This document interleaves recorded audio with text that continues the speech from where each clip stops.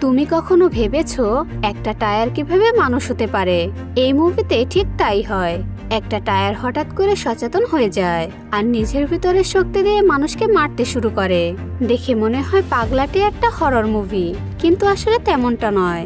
এটা এক ধরনের সিম্বলিক মুভি, যেখানে মানুষের কৌতূহল, তার ভিতরে থাকা সহিংসতা এগুলি ফুটিয়ে তোলা হয়েছে। মানুষ যে সহিংসতা দেখতে খুবই পছন্দ করে, সেটাই মূলত প্রকাশ পায় এই সিনেমাতে। মুভির শুরুতেই একজন ব্যক্তিকে দেখা যায়, যিনি অনেকগুলো দূরবীন হাতে দাঁড়িয়ে আছেন। তার সামনে একটা ফাঁকা রাস্তায় সারি দিয়ে অনেকগুলো চেয়ার রাখা ছিল। এমন সময় একটা গাড়ি চেয়ারগুলোকে ধাক্কা দিতে দিতে লোকটি সামনে এসে থামে। গাড়ি থেকে বেরিয়ে আসেন একজন পুলিশ অফিসার। তিনি সামনে উপস্থিত লোকদের প্রশ্ন করতে থাকেন, আপনারা কি জানেন কেন স্পিলবার্গের মুভিতে আলো সবসময় বেগুনি রঙের হয়? বা কেন প্রেমের ছবিতে নায়ক নায়িকারা একে অপরের জন্য এত পাগল হয়ে ওঠে? কেনই বা কোনো ছবিতে টয়লেট ব্যবহারের পর তাদের হাত ধুতে দেখা যায় না? অফিসার বলেন, মূলত এগুলোর কোনো কারণ নেই। ঠিক সেভাবে আপনারা এখন যে মুভিটি দেখতে এসেছেন সেটিরও কোনো কারণ নেই। তাই কোনো প্রশ্ন বা উত্তরের প্রত্যাশা না রেখে শুধু মুভিটা উপভোগ করুন। এই কথা বলে পুলিশ অফিসারটি গাড়িতে উঠে আবার চলে যায়। পুলিশ অফিসার চলে যাওয়ার পর দূরবীন হাতে থাকা ম্যানেজার সেখানে এসে মুভি দেখার জন্য সবার মধ্যে দূরবীনগুলো ভাগ করে দেন। সবাইকে দূরবীন দেওয়ার পর ম্যানেজারও চলে যান। এরপর দর্শকরা সবাই দূরবীনের সাহায্যে সামনের দিকে তাকিয়ে দেখতে থাকেন। দেখা যায় স্থানটি একটা মরুভূমি এলাকা। সেখানে ভাঙাচোরা জিনিসের মাঝে একটা টায়ার পড়ে আছে। হঠাৎ সে টায়ারের মধ্যে যেন এক অদ্ভুত শক্তি সঞ্চারিত হয়। সেটা বালির মধ্যে দিয়ে আস্তে আস্তে উঠে দাঁড়ায় এবং সামনের দিকে চলতে শুরু করে। টায়ারে হাঁটার ভঙ্গি দেখে মনে হচ্ছিল যেন একটা শিশু হাঁটতে শিখেছে। কিছুক্ষণ পর টায়ারটি স্বাভাবিক গতিতে চলতে শুরু করে। চলতে চলতে সে সামনে একটা প্লাস্টিকের বোতল দেখে ইচ্ছে করে সেটি মারিয়ে চলে যায়। এভাবে যেন টায়ারটি ধ্বংস করার একটা নেশা পেয়ে যায়। এরপর কিছুটা সামনে গিয়ে টায়ারটি একটা জিপ দেখতে পায়। কিছুক্ষণ চিন্তা করার পর টায়ারটি সেটিকে পিষে মেরে ফেলে। আরো এগিয়ে গেলে সামনে একটা কাচের বোতল দেখা যায়, কিন্তু সেটিকে ভেঙে ফেলতে সে ব্যর্থ হয়। ঠিক তখনই টায়ারটি অদ্ভুতভাবে কাঁপতে কাঁপতে এক ভয়ানক কর্কশ শব্দ উৎপন্ন করে। সেই শক ওয়েভের আঘাতে কাচের বোতলটি মুহূর্তের মধ্যে ভেঙে টুকরো টুকরো হয়ে যায়। দূরে দাঁড়িয়ে থাকা দর্শকরা এইসব ঘটনা দূরবীন দিয়ে দেখছিলেন। এটা দেখে তারা নিজেদের মধ্যে বলাবলি করতে থাকে, ভাগ্যিস এটা একটা মুভি, বাস্তবে এমনটা হওয়া অসম্ভব। এভাবে টায়ারটি পুরো বিকেল ধরে চারপাশে সবকিছু ধ্বংস করতে থাকে। সন্ধ্যা নেমে এলে টায়ারটি একটা গাছের নিচে গিয়ে ঘুমিয়ে পড়ে। পরের দিন সকালে ম্যানেজার এসে দর্শকদের ঘুম ভাঙান। দর্শকরা নাস্তার কথা জানতে চাইলে ম্যানেজার কিছু না বলে শুধু তাদের ঘুম ভাঙিয়ে আবার চলে যান। এরপর সবাই আবার দূরবীন দিয়ে টায়ারটিকে দেখতে থাকেন। তারা লক্ষ্য করে টায়ারটি মানুষের মতো অদ্ভুতভাবে জলপান করছে। এরপর সে তার সামনে থাকা একটি খরগোশকে তার শক ওয়েভের মাধ্যমে মেরে ফেলে এবং নিজের মনে হেলে দুলে চলতে থাকে। চলতে চলতে টায়ারটি একটি রাস্তার পাশে আসে। তখন সেই রাস্তায় গাড়িতে একজন তরুণী যাচ্ছিল। মেয়েটিকে দেখে টায়ারটি যেন তাকে মারতে উদ্যত হয়। শক ওয়েভ তৈরির জন্য সে ভয়ানকভাবে কাঁপতে শুরু করে, যাতে মেয়েটির গাড়ি বন্ধ হয়ে যায়।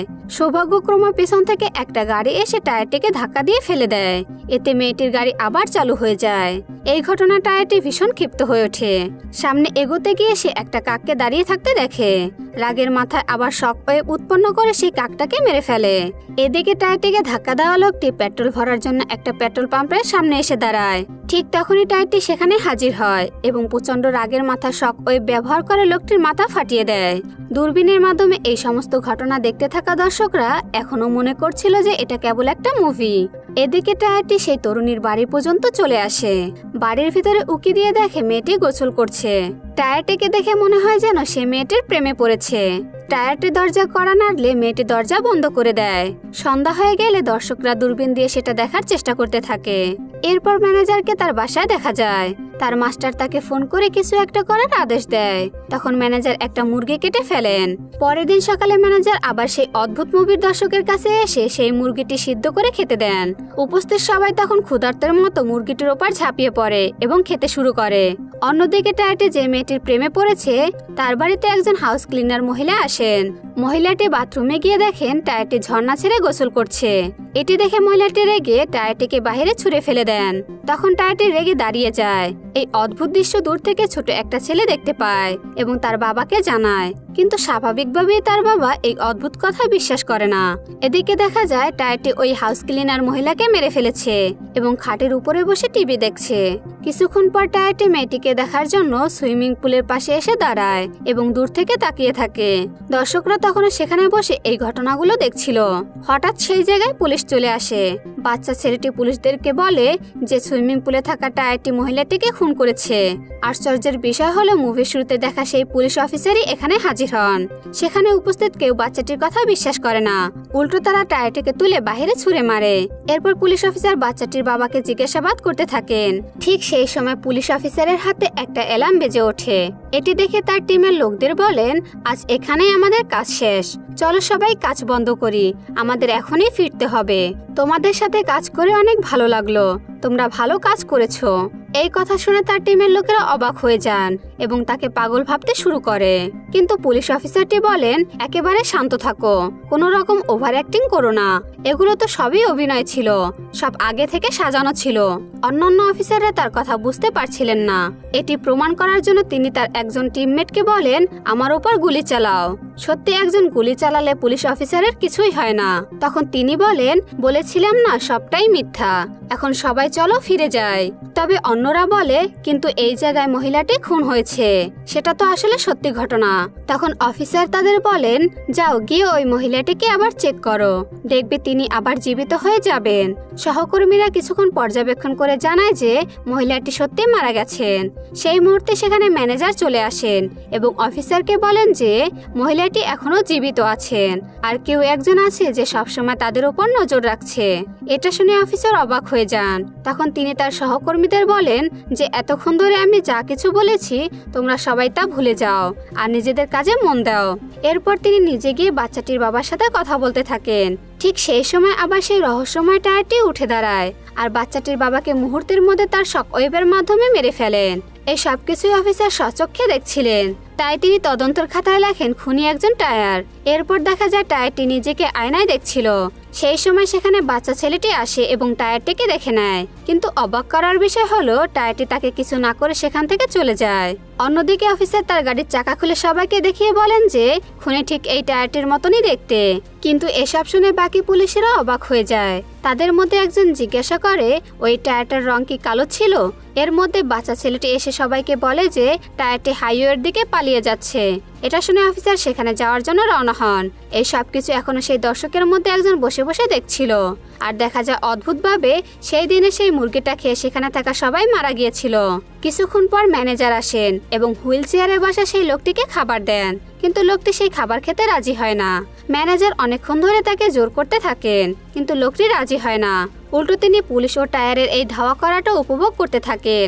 এটা দেখে ম্যানেজারও দূরবীন লাগিয়ে দেখেন যে টায়ারটি একজন পুলিশ অফিসারকে রাস্তায় মেরে ফেলেছে। এসব দেখার পর ম্যানেজার ওই লোকটির সাথে এই নিয়ে কথা বলতে থাকেন আর কথার ফাঁকে সেই খাবারগুলো নিজেই খেতে থাকেন। একটু পর ম্যানেজারের পেটে ব্যথা শুরু হয়, কারণ ওই খাবারগুলোতে বিষ মেশানো ছিল। আর কিছুক্ষণের মধ্যেই তিনি সেখানে মারা যান। এদিকে সেই টায়ারটা নিজের মনে হেলতে দুলতে অজানা ঠিকানায় চলতে থাকে। কিছুটা সামনে গেলে সে দেখে একজন লোক অনেক পুরনো টায়ার আগুনে পুড়িয়ে ফেলছে। এটা দেখে সে ভীষণ রেগে যায়। তবে এরপর আসলে কি হয় সেটা আর দেখানো হয় না। কিন্তু পরের দৃশ্যে দেখা যায় সেই শহরে এখানে সেখানে অনেক মানুষ মাথা ফেটে মরে পড়ে আছে। এর মানে সেই রহস্যময় টায়ারটা পুরো শহরটাকে একটা ধ্বংসে পরিণত করে ফেলেছে। এদিকে পুলিশের লোকেরা সেই টায়ারটাকে ধরার জন্য উঠে পড়ে লেগে আছে। শেষমেশ তারা ওই টায়ারটাকে খুঁজে পায়, যেটি সেই মেয়েটির বাড়িতে ছিল এবং বসে বসে টিভি দেখছিল। টায়ারটাকে ধরার জন্য পুলিশেরা বাইরে বসে পরিকল্পনা করতে থাকেন। এরপর পুলিশেরা দরজার বাইরে একটি মেয়ের পুতুল রেখে দেয় আর সেটার আলোয় একটা স্পিকার ঝুলিয়ে দেয়। দূরে একটা গাড়িতে বসে সেই মেয়েটি টায়ারটির সাথে কথা বলতে থাকেন। তখন সেখানে সেই হুইল চেয়ারে বসা লোকটিকে দেখা যায়। সে বলে, কি গাধার মতো কাজ করছো যে একটা টায়ার ধরতে পারছো না? আর এগুলো করার কারণ কি? ওই পুতুলটার সাথেই বা ওই টায়ারটার কিসের সম্পর্ক? আর এসব করে তোমরা কিভাবে ওই টায়ারটাকে নষ্ট করবে? তখন ওই পুলিশ অফিসার বলেন যে তারা সেই পুতুলটার মাথায় একটা বোমা ফিট করে রেখেছে, আর এতে করে টায়ারটি পুতুলটার মাথা নষ্ট করতেই সেই বোমা ফেটে যাবে এবং টায়ারটি সেখানেই ধ্বংস হয়ে যাবে। এসব শুনে লোকটি বলে, এসব অ্যাক্টিং বন্ধ করো আর তোমার থেকে একটা ফায়ার গান নিয়ে ওকে শেষ করে দাও। তোমরা যা করছো এতে কিছুই হবে না। কিন্তু পুলিশ অফিসার তার কোনো কথাই পাত্তা দেয় না। অন্যদিকে সেই টায়ারটা বেরিয়ে এসে শক ওয়েভ দিয়ে পুতুলটাকে শেষ করে দেয়, কিন্তু দুর্ভাগ্যবশত সেখানে লাগানো বোমাটা ডুপ্লিকেট হওয়ায় কোনো কাজ হয় না। এসব দেখে অফিসার তো ভীষণ রেগে যায়, আর এরই মধ্যে টায়ারটা আবার ভিতরে ঢুকে পড়ে। তখন রাগের মাথায় পুলিশ অফিসারও তার শটগান নিয়ে সেখানে ঢুকে পড়ে, আর বেশ কয়েকটি ফায়ার করার পর টায়ারটাকে শেষ করে বাইরে নিয়ে আসেন এবং সেই হুইল চেয়ারে বসা লোকটি সামনে রেখে বেরিয়ে যান। কিন্তু এরই মধ্যে দেখা যায় ওই ঘরটা থেকে একটি ছোট বাচ্চাদের সাইকেল নিচ থেকে বেরিয়ে আসে। এটা দেখার পর লোকটি চিৎকার করে বলে ওঠে, টায়ারটি মরেনি, এখন ওটা বেঁচে আছে, কারণ ওই টায়ারের শক্তি এখন সেই সাইকেলটার মধ্যে চলে গেছে। আর একটু পর দেখা যায় সেই সাইকেলটা তার শক ওয়েভ উৎপন্ন করে কিছুক্ষণের মধ্যে সেই লোকটিকে পুরোপুরি ধ্বংস করে ফেলে। এর মানে টায়ারের থেকে এখন এই সাইকেলের শক্তি অনেক বেশি হয়ে গেছে। এরপর সাইকেলটা আবারও হাইওয়ের দিকে চলতে থাকে, আর যেতে যেতে রাস্তার পাশে পড়ে থাকা সব টায়ারগুলোকে জীবনশক্তি দান করতে থাকে। এভাবে দেখতে দেখতে সাইকেলটি নিজের একটা আর্মি বানিয়ে ফেলে। এরপর সাইকেলটা তার আর্মিদের নিয়ে নিউ ইয়র্ক সিটির দিকে এগিয়ে যেতে থাকে। এর মানে আবার ওই জায়গায় গিয়ে তারা ধ্বংসযজ্ঞ চালাবে। আর এভাবেই এই জায়গায় এই মুভিটি শেষ হয়ে যায়। আর এই মুভির শুরুতেই বলে দেওয়া হয়েছিল যে এইসব কিছু কোনো কারণ ছাড়াই ঘটবে, এতে কোনো ধরনের প্রশ্ন করা যাবে না, কারণ মুভিটা এভাবেই বানানো হয়েছে। এটি একটি ব্রেনলেস কমেডি মুভি। মুভি শেষে আসলে দেখানো হয়েছে সহিংসতা বা অযৌক্তিকতা কখনো শেষ হয় না। আমরা যেভাবে এইসব দেখে মজা পাই সেটাই ওদের বেঁচে থাকার কারণ। তাই পরিচালক বলতে চেয়েছেন বাস্তবে অনেক কিছুই ঘটে কোনো কারণ ছাড়াই ঘটে, কিন্তু আমরা তবুও অর্থ খুঁজি,